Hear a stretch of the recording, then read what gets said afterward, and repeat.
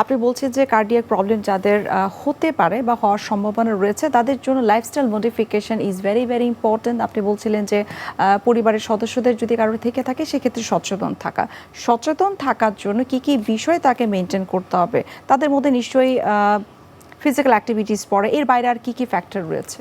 Physical অ্যাক্টিভিটির বাইরে যে ফ্যাক্টরটি সবচেয়ে গুরুত্বপূর্ণ সেটি হচ্ছে তার ফুড হ্যাবিট। আচ্ছা, দেখেন এখন ফুড হ্যাবিটের মধ্যে সে কি খাবে, খুব বেশি টাকা খরচ করতে হবে না, অল্প টাকায় খাওয়া সম্ভব।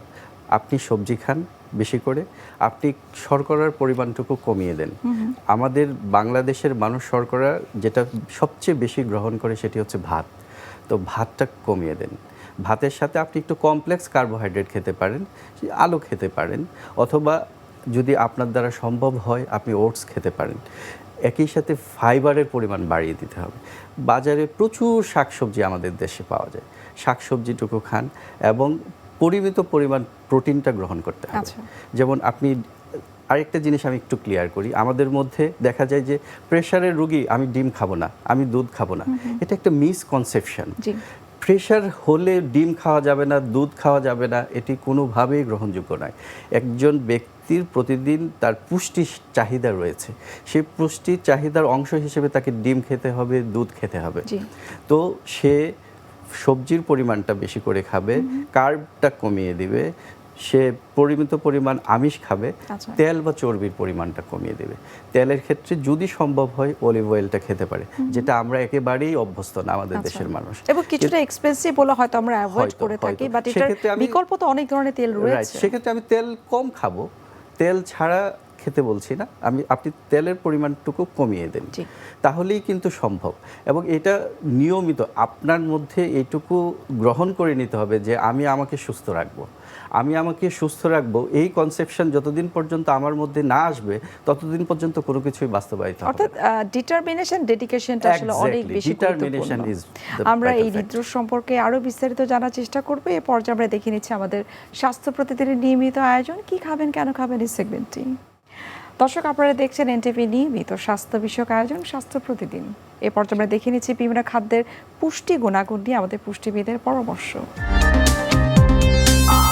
একজন হৃদরোগীর খাবার ঠিক কেমন হওয়া উচিত এবং কি কি খাবার আপনাকে বর্জন করতে হবে।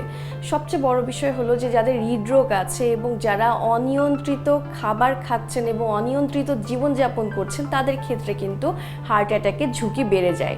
সেক্ষেত্রে অবশ্যই আপনাকে অতিরিক্ত অয়েলিযুক্ত খাবার, তারপরে চিনি, মিষ্টি এবং ফাস্ট ফুড, বাইরের যত খাবার আছে, জাঙ্ক ফুড আছে, অতিরিক্ত মশলা জাতীয় খাবার আপনাকে টোটালি অ্যাভয়েড করতে হবে এবং আপনি একটা ডায়েট ফ্রেন্ডলি খাবার খাবেন যেটা কিনা আপনার খুব স্বাস্থ্যকে ভালো রাখতে সাহায্য করে। যেমন বিশেষ করে আপনি সবুজ শাকসবজি খাওয়ার চেষ্টা করবেন, কারণ সবুজ শাকসবজিতে আছে ক্লোরোফিল নামক এক ধরনের অ্যান্টিঅক্সিডেন্ট যা আপনার রোগ প্রতিরোধ ক্ষমতা বাড়াতে সাহায্য করবে।